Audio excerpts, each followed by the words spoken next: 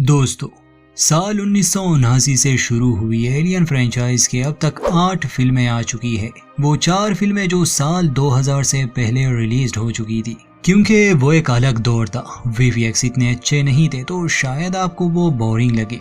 2004 और 2007 में aliens versus predator नामी फिल्में आई और आखिर में जब प्रोमीथियस और एलियन कवेनेंट रिलीज हुई तो इन दो फिल्मों ने एलियन यूनिवर्स को काफी अच्छे से दर्शाया। अगर आप ये 2 फिल्में देख चुके हैं और आपको ये पसंद भी आई है तो इससे जुड़े बहुत से सवाल और थीरीज है जो इन कहानियों को और भी दिलचस्प बना देती है। अगर आपने ये फिल्में नहीं देखी तो हमारी ये वीडियोस आपको बिल्कुल बेमतलब सी लगेगी और जिन्होंने देखी है उनके लिए ये काफी इंटरेस्टिंग होने वाली है। प्रोमीथियस और एलियन कवेनेंट को देखने के बाद कई सवाल जन्म लेते हैं, जैसे ये इंजीनियर्स कौन है, कहाँ से आए, आखिर इन्होंने इंसान को क्यों बनाया, फिर ये इन्हें मिटाना क्यों चाहते थे, और सबसे बड़ा सवाल कि इन इंजीनियर्स को किसने बनाया, आखिर क्यों गुफाओं में वो सितारों का नक्शा था जो कई हजार साल पहले इंसानों ने ही बनाया जब उनके पास कोई साइंस नहीं थी। आखिर उन्हें कैसे पता था कि यहाँ से कई प्रकाश वर्ष दूर एक ग्रह है जहाँ उन्हें इस सवाल का जवाब मिल सकता है कि इंसान पृथ्वी पर कैसे आया। क्यों इस फिल्म में डार्विन की थ्योरी ऑफ इवोल्यूशन के साथ साथ धर्म को भी चैलेंज किया गया है। उन प्रेडेटर्स और एलियंस का क्या चक्कर है, क्या जेनोमॉर्फ को इंजीनियर्स ने बनाया, अगर हाँ तो क्यों, भला एक ऐसी खतरनाक जाति को बनाने के पीछे मकसद क्या था, क्योंकि इंजीनियर्स की सभ्यता बायोटेक्नोलॉजी में काफी आगे थी। अगर उन्हें किसी कमजोर नस्ल को खत्म करना भी हुआ तो वो किसी तरह का वायरस भी बना सकते थे, वो ब्लैक लिक्विड जिससे जीवन अलग अलग रूप में सामने आता है। आखिर वो आया कहाँ से, क्या वो पहले से ही मौजूद था या इंजीनियर्स ने उसे बनाया। क्यों डिलीटेड सीन में इंजीनियर्स ने जीसस क्राइस्ट का जिक्र किया, और क्यों इंजीनियर्स के ग्रह को एडन यानी के स्वर्ग कहा गया है। डेविड ने एलिजाबेथ शॉ के साथ क्या किया, और कई साल बाद जब उस ग्रह पर पहुंचे वहां रहने वाले लोगों का कत्लेआम डेविड ने क्यों किया। प्रोमीथियस में दिखाए गए ग्रह जिसका नाम LV-223 है, बाद में उस पर क्या हुआ होगा। फिल्मों से बहुत अहम सीन क्यों डिलीट किए गए। ऐसे अनगिनत सवाल है जिनके जवाब ढूंढने की हम कोशिश करेंगे। ये एक लंबा टॉपिक होने वाला है दोस्तों, तो शायद हम एक वीडियो में इसे कवर ना कर पाए। आज की वीडियो में हम एलियन कवेनेंट के प्रोलॉग स्क्रिप्ट के बारे में बात करेंगे। दोस्तों, प्रोलॉग स्क्रिप्ट वो होते हैं जिसमें सब कुछ बहुत डिटेल्स में लिखा हुआ हो। क्योंकि फिल्म की एक खास लेंथ होती है तो डायरेक्टर को कुछ चीजें या तो स्किप करनी पड़ती है या फिर शॉर्ट करनी पड़ती है। ये आखिरी 2 फिल्में रिडली स्कॉट ने डायरेक्ट की है और इसमें कोई शक नहीं कि सब कुछ आधा अधूरा है।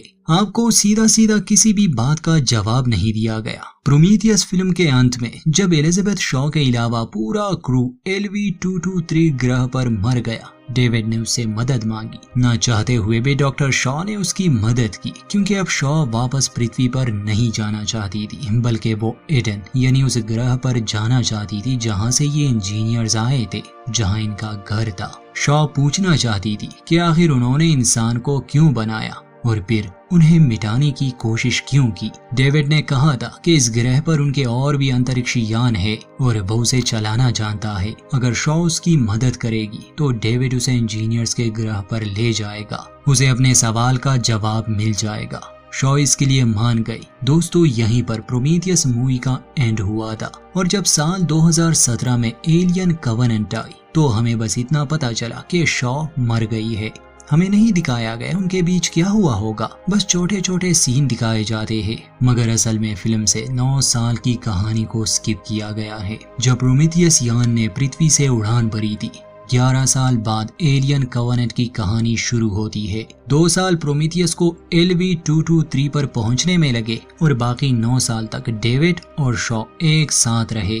अब नहीं पता शॉ कब मर गई, सफर के दौरान या जब वो दूसरे ग्रह यानी प्लेनेट 4 पर पहुंचे। एलियन कवेनेंट में जो ग्रह दिखाया गया है उसका नाम प्लेनेट 4 है। तो back to the main topic, उस स्क्रिप्ट के बारे में बात करते हैं जिसे एलियन कवेनेंट में शामिल नहीं किया गया। डेविड और शॉ के बीच क्या हुआ, शायद इससे आपको अंदाजा हो जाए कि शॉ के साथ क्या हुआ होगा, या फिर खास तौर पर ये कि डेविड ने उसे कैसे मारा और क्यों। ये वो अहम जानकारी है जो एलियन कवेनेंट में नहीं दिखाई गई। जो कि शॉ के कैरेक्टर के साथ सरासर नाइंसाफी है। प्रोमीथियस में एक अहम रोल था उसका। एलियन कवेनेंट देखने के बाद हम सब में से बहुत लोगों के मन में ये सवाल उठ रहे होंगे कि क्यों शॉ ने डेविड को जोड़ा, मतलब उसे वापस से ठीक किया, जबकि प्रोमीथियस में वो उसे मारना चाहता था। डेविड बुरा बन गया था। उसने चार्ली हॉलोवे के ड्रिंक में वो एलियन लिक्विड मिलाया था। शॉ ने उस पर फिर से भरोसा कैसे किया और डेविड और शॉ के बीच क्या हुआ था जिसकी वजह से शॉ की मौत हुई। स्क्रिप्ट में ये भी बताया गया है कि डेविड ने प्लेनेट पॉर पर मौजूद इंजीनियर्स की तरह दिखने वाली सभ्यता को मिटा दिया, जबकि फिल्म में इन सवालों का कोई जवाब नहीं। तो प्रोलॉग स्क्रिप्ट में वो सारे जवाब है और इसका तुक भी बनता है क्योंकि शॉ की तकदीर प्रोलॉग में ही लिख की गई थी मगर फिल्म में नहीं।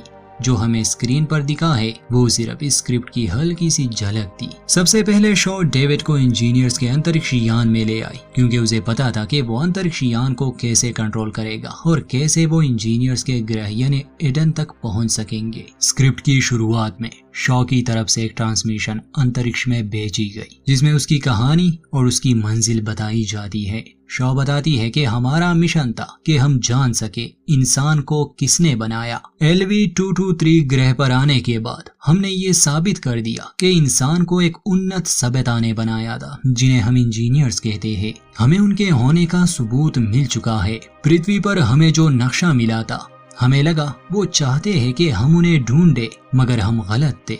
वो नक्शा हमें उनके घर तक नहीं बल्कि हम एक ऐसे ग्रह पर पहुंचे जहां उन्होंने इंसान को मिटाने के लिए खतरनाक हथियार रखे थे। हम गलत थे। वो ये चाहते ही नहीं थे कि हम उन्हें ढूंढे। पहले मुलाकात के 3 दिन बाद प्रोमीथियस नष्ट हो गया और सभी लोग मारे गए। ये मिशन सफल नहीं रहा। डेविड टूट गया था लेकिन उसकी मदद से मैंने उनके अंतरिक्ष यान को ढूंढ निकाला। डेविड उसे चलाना जानता था। हम एक लंबे सफर पर निकले। मैं उनके ग्रह पर जाना चाहती थी। हमारे सफर के 2 महीने बाद डेविड में बदलाव आने लगे। वो खुद को ठीक कर रहा था और तब मुझे महसूस हुआ कि मेरी जान खतरे में है। ये थे शॉ के शब्द। तो दोस्तों 2 महीने बाद जब लेवल 2 से लेवल 3 की यात्रा शुरू होने वाली थी, शॉ डेविड पर भरोसा नहीं कर रही थी और उसे ठीक भी नहीं करना चाहती थी। याद होगा आपको, उसका सर इंजीनियर ने अलग कर दिया था। शॉ का शक जायज था क्योंकि वो एक मशीन पर भला कैसे भरोसा कर सकती थी। लेकिन फिर समय के साथ चीजें थोड़ी और दिलचस्प होने लगी जब डेविड की कॉन्शियसनेस हमेशा के लिए गायब होने वाली थी, मतलब कि वो खत्म होने वाला था। ये वो बातचीत है जो दोनों के बीच हुई। डॉक्टर शॉ कहती है, मैं तुमसे बात करना नहीं चाहती डेविड। डेविड कहता है, मैं समझता हूँ, मैं बस तुम्हें अलविदा कहना चाहता हूँ। मेरी कॉन्शियसनेस जल्द ही कमजोर हो जाएगी क्योंकि मेरे सिस्टम से ऊर्जा खत्म होने को है। लेकिन मुझे आज एक नई बात समझ में आई, शायद तुम और मैं इतने अलग नहीं है डॉक्टर शॉ। शॉ जवाब में कहती है कि हम एक दूसरे से बिल्कुल अलग है डेविड। डेविड कहता है, मैं भी लड़ रहा हूँ। शॉ ये सुनकर दम जाती है, हिचकिचाती है। डेविड की बातें उसे तकलीफ दे रही थी। शायद इसकी वजह उसकी तन्हाई है, लेकिन शॉ की आंखों में आंसू आ जाते हैं। पिछले 2 महीने से वो अंतरिक्ष में अकेले सफर कर रही है। डेविड कहता है, मैंने सोचा कि तुम मुझसे थोड़ी देर बात कर सकती हो, किसी भी चीज के बारे में जो तुम्हें खुशी दे। असल में बस मेरी मौत के समय मैं किसी की आवाज सुनना चाहता हूँ। मुझे खुशी होगी अगर तुम मुझसे अच्छे से बात करो। डेविड की बातें शॉ को जज्बाती कर देती है। फिर उसने डेविड को ठीक करने का फैसला किया।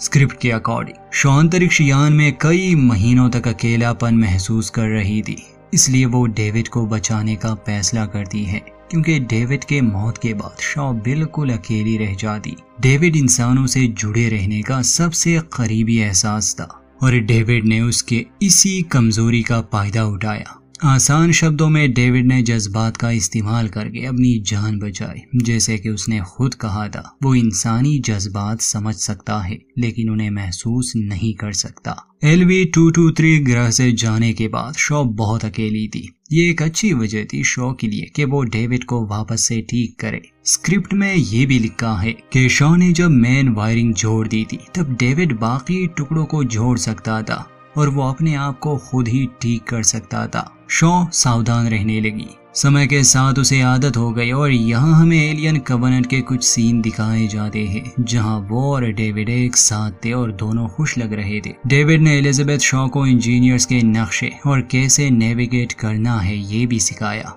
अब शॉ डेविड से बिल्कुल नहीं डरती थी। ये हिस्सा प्रोलॉग में थोड़ी देर के लिए दिखाया गया है जहां पर डेविड के चेहरे पर एक मुस्कुराहट है। डेविड ने उसकी एक स्केच बनाई थी और शॉ उसकी तरफ देखकर मुस्कुरा रही थी। आखिर में ये लोग उस ग्रह पर पहुंच गए जो असल में इंजीनियर्स का एडन नहीं था, बल्कि ये इंजीनियर्स ऐसे ग्रहों को आबाद करते थे। ये भी एक सभ्यता थी। इस ग्रह के चारों ओर एक रिंग भी था जिसे शायद इंजीनियर्स ने ही बनाया, पर याद होगा आपको डेविड ने सब नष्ट कर दिया था, तो शायद वो रिंग भी डिस्ट्रॉय हो चुकी थी। यही वजह है कि एलियन कवनेंट में हमने वो नहीं देखी। ग्रह को देखकर शॉ की आंखों में आंसू होते हैं जैसे वो जन्नत की एक झलक देख रही हो। डेविड पूछता है, क्या यही तुमने सोचा था? शॉ रोते हुए जवाब देती है, इससे कई ज्यादा, बहुत ज्यादा। डेविड कहता है, तुम्हें रोते हुए देखकर अच्छा लग रहा है। शॉ हैरानी से उसकी तरफ देखती है, पूछती है क्या? फिर बिना किसी वजह के डेविड उठकर उसकी गर्दन तोड़ देता है। शॉ की मौत हो गई। डेविड के चेहरे से इंसानियत का निकाब गायब हो जाता है। अब उसे इसकी जरूरत नहीं थी। वो अब वो बन सकता था जो वो है। ये स्क्रिप्ट में काफी शॉकिंग लम्हा है, खासकर शॉ के लिए, क्योंकि वो फिर से डेविड पर भरोसा करने लगी थी और उसने अपनी जान को दांव पर लगा दिया। बेहतर होता अगर उसकी मौत कम से कम स्क्रीन पर दिखाई जाती, क्योंकि वो काफी इंटरेस्टिंग कैरेक्टर थी।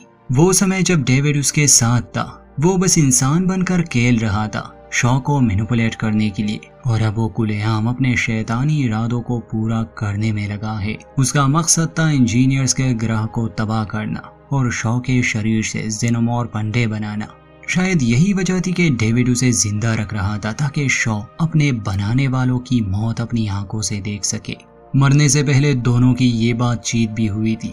शॉ कहती है, जब हम वहां पहुंचेंगे, जितना हम नजदीक आते हैं उतना ही मुझे ये सोचने की इच्छा होती है कि क्या हम सच में अपने बनाने वालों से मिलने जा रहे हैं।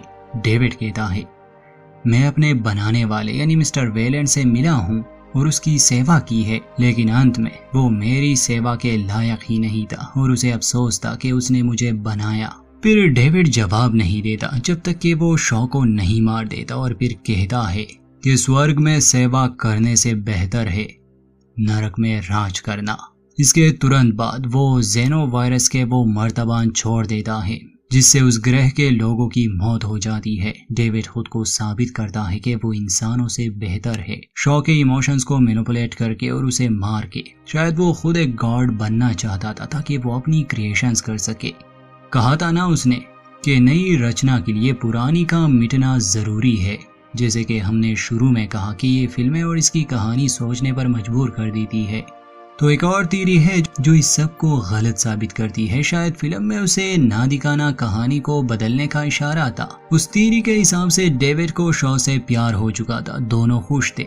याद होगा आपको, शॉ के पेट में उस एलियन ने जन्म लिया था, तो 2 महीने बाद शॉ बीमार होने लगी क्योंकि उसके शरीर में अब भी वो वायरस मौजूद था। डेविड उसे बचाने की बहुत कोशिश करता है, उसके पास समय बहुत कम था, इसलिए वो शॉ को सुला देता है ताकि जब ये ईडन पर पहुंचे वहां इंजीनियर्स शायद शॉ का इलाज करे, मगर ऐसा मुमकिन नहीं था। शॉ सफर के दौरान ही मर गए और डेविड ने रास्ता बदल दिया। वो इंजीनियर्स के ग्रह पर नहीं गया, बल्कि वो बदला लेना चाहता था। जैसे उन्होंने शॉ को उससे छीन लिया, उसकी प्यारी चीज को खत्म कर दिया, वैसे ही वो उस ग्रह के पूरे सभ्यता को खत्म कर देता है जिन्हें बनाने में इंजीनियर्स को कई सदियां लगी होगी। और उसे वापस लाने के लिए डेविड ने शॉ के शरीर पर अलग अलग एक्सपेरिमेंट किए। जरूरी नहीं वो वैसे ही जिंदा हो जाए, बस वो उसे वापस लाना चाहता था जिससे जेनोमॉर्फ ने जन्म लिया। यही वजह थी कि डेविड ने उसकी याद में कब्र बना और उसे याद करके वो उदास हो जाता। अब ये आप पर है कि आप किस बात को मानते हैं। ये वीडियो यहीं तक थी दोस्तों। अगर आप इस तरह के डिटेल्स में इंटरेस्टेड है तो रिस्पॉन्स पॉजिटिव दे, जिससे इसके और एपिसोड्स भी आएंगे।